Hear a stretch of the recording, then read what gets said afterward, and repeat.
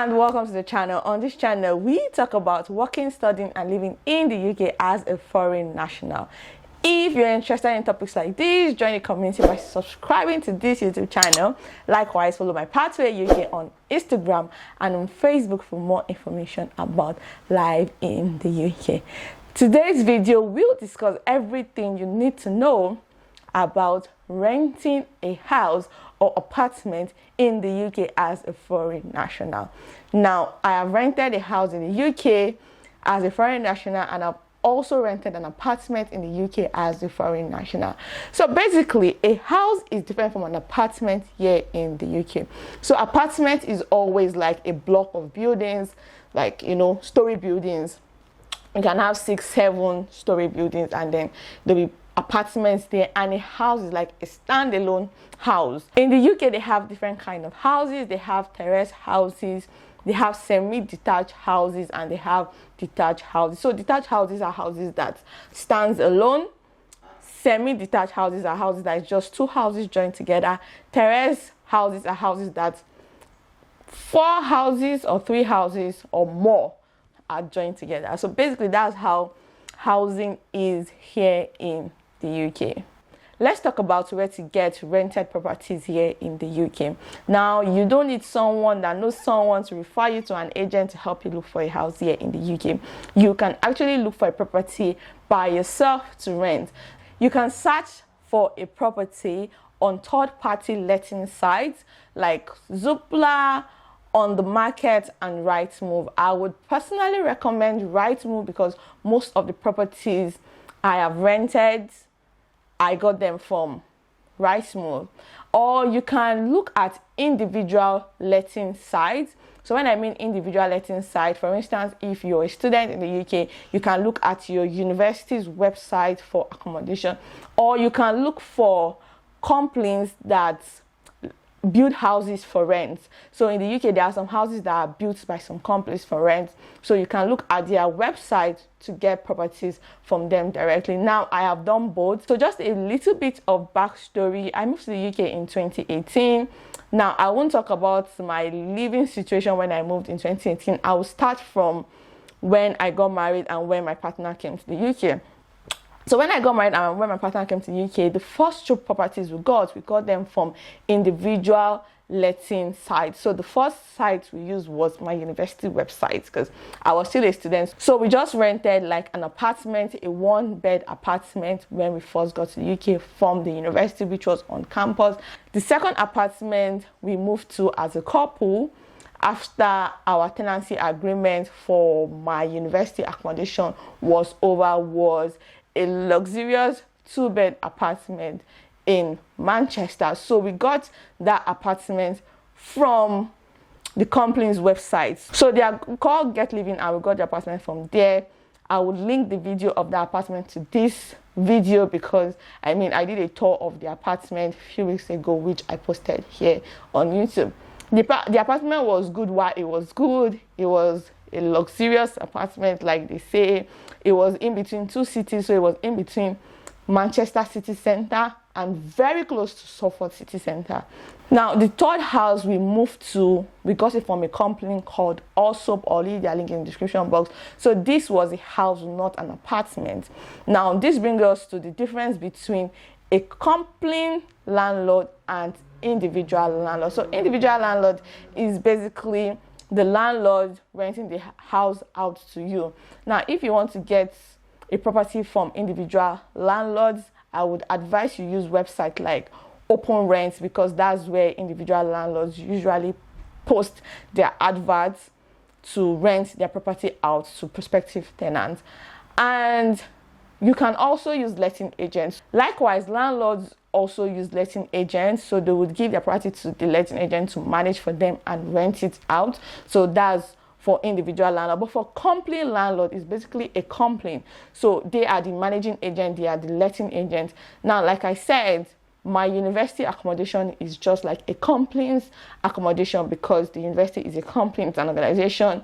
The second apartment we got was from Get Living, which is also a company, and the third was from Allsoap, which is also a company. I actually prefer company landlord because there's no waste of time, and you can avoid some biases that might come up. And if something is spoiled in the house, you can easily talk to the company and then they'll fix it, than going to the agent, then the agent will inform the landlord, or calling the landlord and the landlord is not being responsive. So I believe going for complaints, landlordship, or rentals is less headache. Now, you can also find houses that are owned by companies on Rightmove, and you can find it on the market and Zoopla, because they have like a plugin from their own website to third-party websites that will link you back to their website.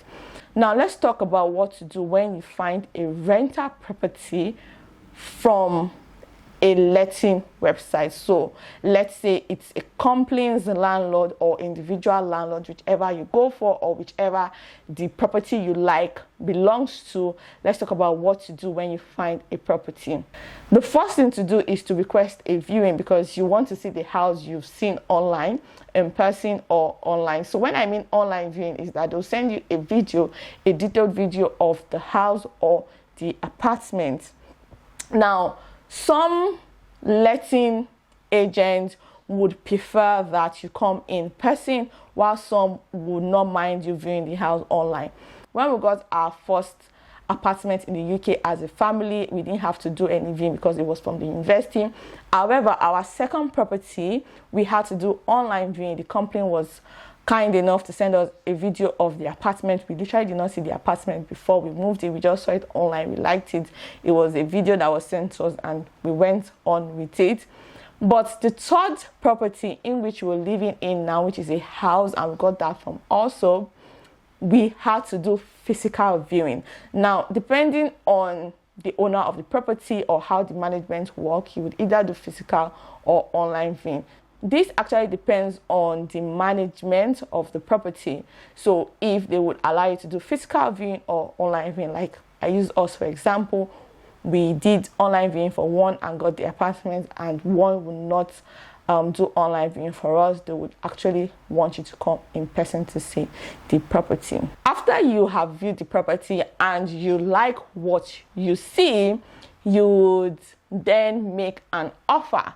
So you can pay the amount that was advertised with the property, or you can make a higher offer if a lot of people are on the property. Before you proceed to pay the holding fee, so they can take the property off the market and do your reference check and credit check, they will do an affordability check for you before you will be allowed to pay the £100 holding fee. So the affordability check is just to check that what you're earning, that's your salary, is enough for you to be able to pay the rent. Most landlords in the UK would actually request that you're earning £32,000 a year before you can rent their property. After they have done the affordability check and then they see that you can afford to pay the rent, they will tell you to pay the holding fee. So the holding fee basically is usually £100. It's just for them to take the property off market so that nobody can make an offer or nobody can view the property while they do your reference and credit check. Now, your credit check is just to make sure that you have good credit history. If you're a foreign national in the UK, you probably might not have a credit. You don't need to worry about it.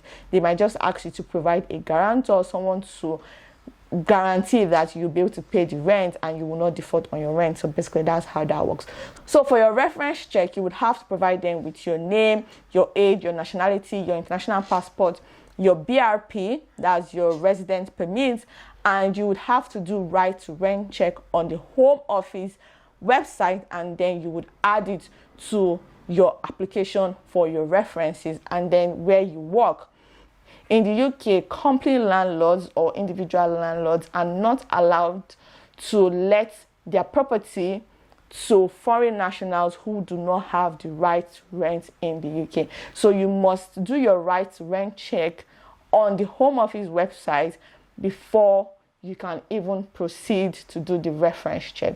The references usually take 3 days to 1 week. It depends on how fast your guarantors and your references and your company you work for responds to the email that was sent to them about you wanting to rent a house. Now, if you work in the UK already, I would advise you to inform your HR team or your manager or whoever you need to inform your place of work that you are looking to move, so they keep an eye out for you, so that by the time they get an email asking them about if you work in the company and if you are allowed to rent a house, they can easily reply to it.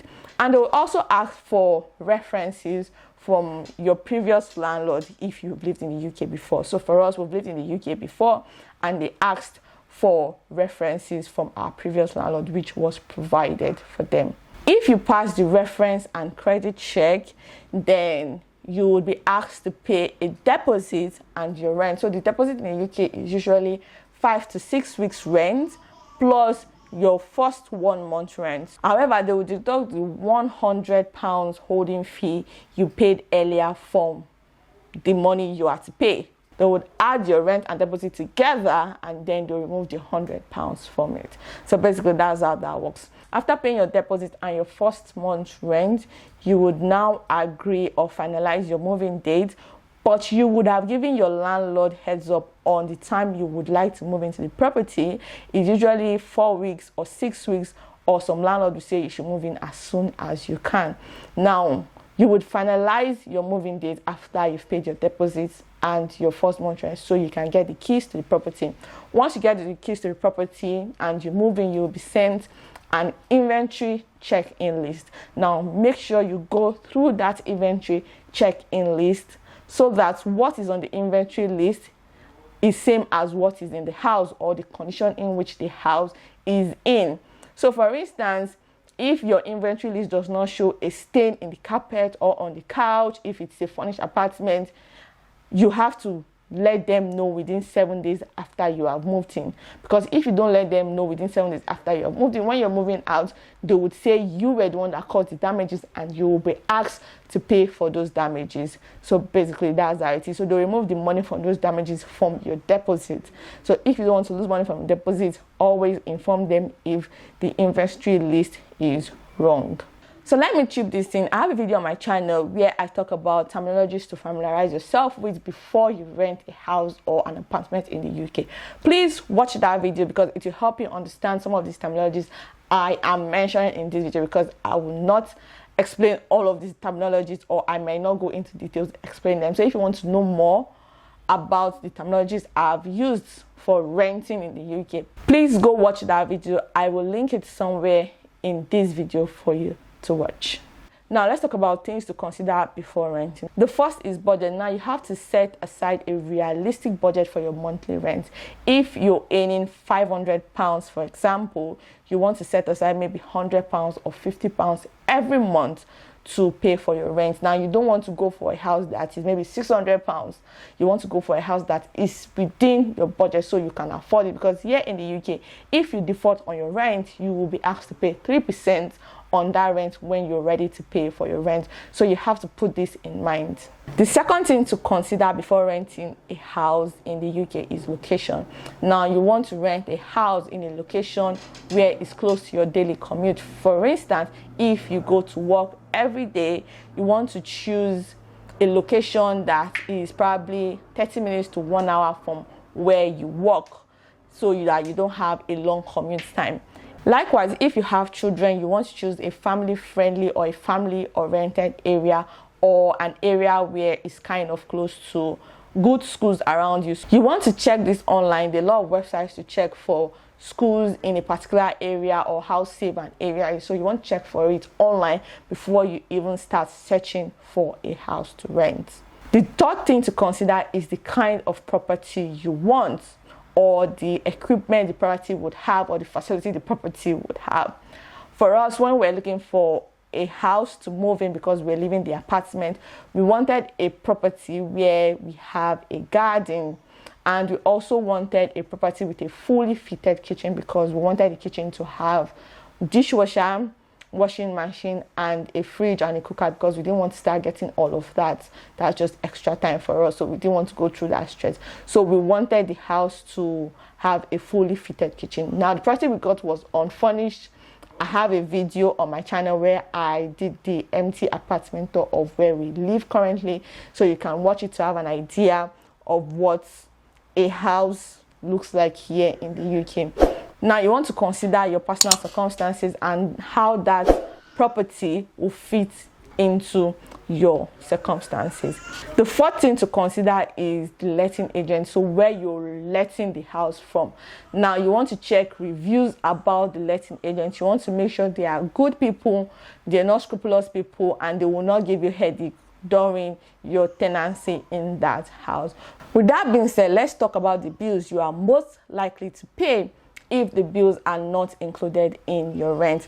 The first is council tax. Council tax is a kind of tax you pay to your local council to help you take out your rubbish, help you repair the roads, the bus stop, and other facilities or other local amenities that is within your council. The second bill you have to pay is water. So you have to pay a service provider for the water you use in the house or in the apartment, whichever one it is. Now you would always have an account online with your service provider to put in your meter readings to pay for your bills. The third would be electricity and gas. Electricity and gas are mostly provided by the same service provider. However, in some houses they might be different, so depending on how the property you rent is like. In the property where we live, our service provider for our gas and electricity is the same thing, so we just pay for that together. The fourth is heating. Now you might have to pay for heating if you live in an apartment rather than a house. In a house you might not have to pay for heating, but in an apartment you might have to pay for heating. In our luxurious apartment we were paying for heating separately, so basically just to heat your water, so you have hot water, and when you use the heater in the house, that's what the heating is all about. The fifth to be your home broadband. In our luxurious apartment, we didn't have to pay for home broadband. That's basically your home Wi-Fi, unlimited Wi-Fi in the house, because it was complementary with the apartment. But in our new house where we live, we have to pay for Wi-Fi ourselves. We even have to set it up ourselves.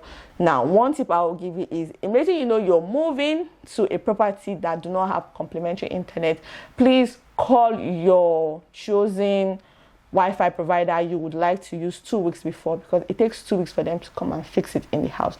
You don't want to stay in the house without Wi-Fi for 2 weeks. Trust me, done that, been there, and it was frustrating. The last but not the least bill you would have to pay is TV license. We have never paid for TV license because we do not own a TV and we do not watch live events that are broadcasted on TV. So basically, we do not pay for TV license. But if you own a TV, or you want to own a TV, or you want to watch live broadcast in the UK, you would have to pay for TV license.